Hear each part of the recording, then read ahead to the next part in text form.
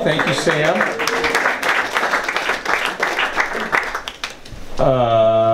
Let's see, and then we have some other people. We got some important people that came out here tonight to talk. And the first gentleman I'd like to ask to come up is no stranger to water issues in the state. So please welcome Congressman Dan Kildee.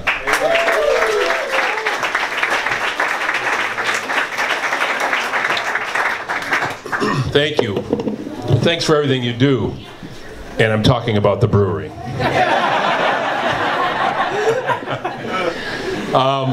Yeah, I'm no stranger to water issues. I know what happens when we turn our back on the Great Lakes. My community was subjected to a decision by the state of Michigan to turn away from the greatest freshwater source on the planet as our drinking water, and we meaning the state of Michigan, poisoned 100,000 people. So it reminded all of us of the great fortune that we have to be surrounded by the greatest source of fresh water known to humankind. We can't afford to turn away from it. And whether it is ensuring the protection of that resource by ensuring that no pipeline, aging, dangerous pipeline, threatens the health of the lakes, this ecosystem, and our economy, or the threat that we face just on the other side of Lake Huron as the Canadian government is going through the process of deciding whether or not we should forever store nuclear waste 0.6 of a mile from the greatest source of fresh water on the planet. We have this obligation to ourselves and to generations not even imagined to protect the lakes and to do everything we can and never apologize to anyone for what we do to protect the Great Lakes. You know,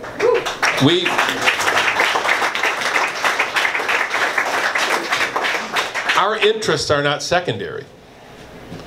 We don't directly benefit, as has been pointed out, from much of this dangerous activity, from the oil flowing through that pipeline. Sure, it benefits others. Our Canadian friends, for example. I love the Canadians. They're good people. They cross at the light.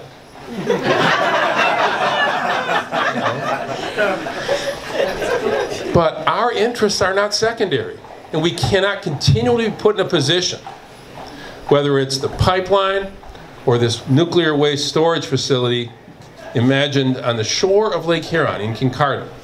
Our interests are not secondary. We have this incredible, as keepers of the lakes, we have this incredible moral obligation.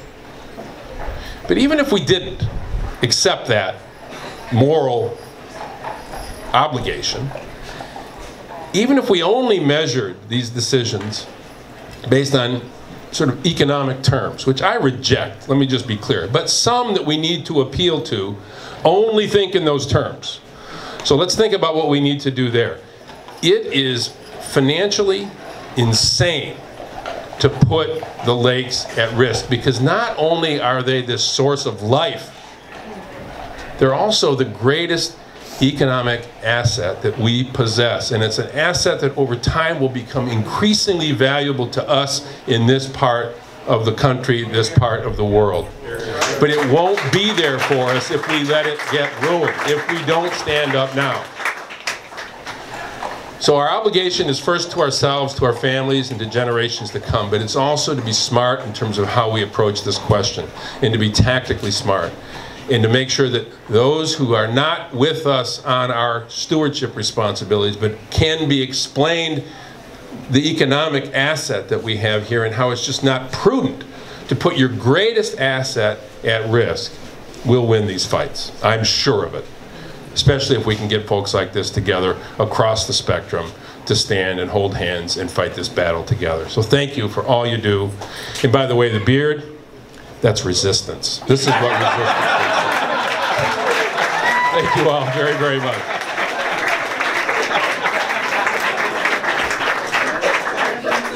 Dang, I've been wearing this 20 years. Congresswoman Dingell had hoped to make it today. She can't make it, but she does send her thoughts that she is committed to decommissioning Line 5, and we know she's a great advocate for the cause. Next up, I'd like to have Congresswoman Brenda Lawrence please come up. Thank you, Congresswoman.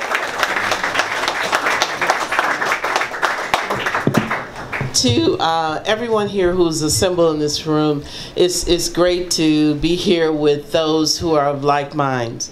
To my colleagues who are here, who we have collectively, through the leadership of our senators, Debbie Stabenow and Gary Peters, we have joined a bond of saying that these Great Lakes, protecting them, is something that is a unique responsibility of those who represent Michigan.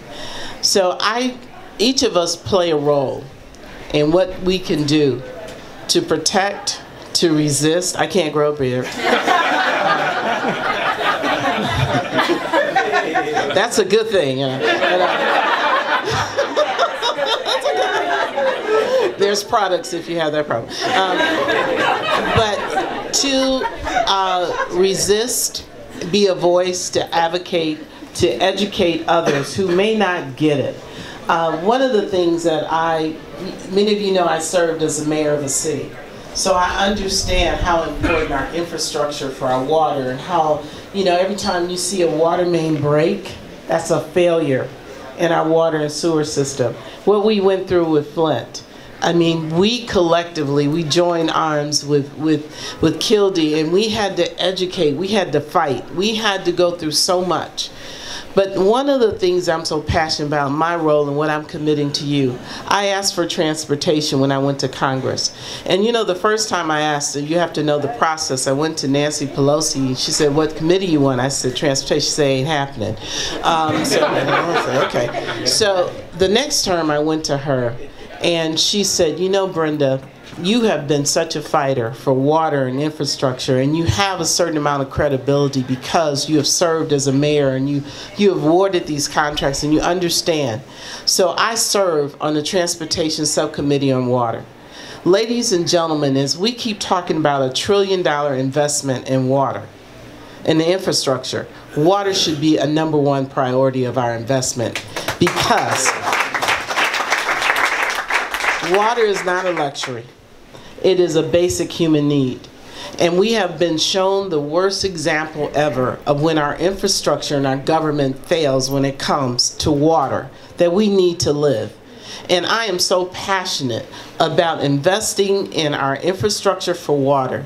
And that means investing and moving crap out of the, not crap, moving things out of the water that would harm it. And that when we look at our infrastructure, are we doing what we say? Do we say we protect it? Then our dollars and our policies should mirror that. So I want you to know I'm joining arms with you, locking arms with you. I understand the owner is from Grosse Pointe. Where is she? Is she here? Mary? Mary? I'm her congresswoman. I'm her servant. So I want to say hello.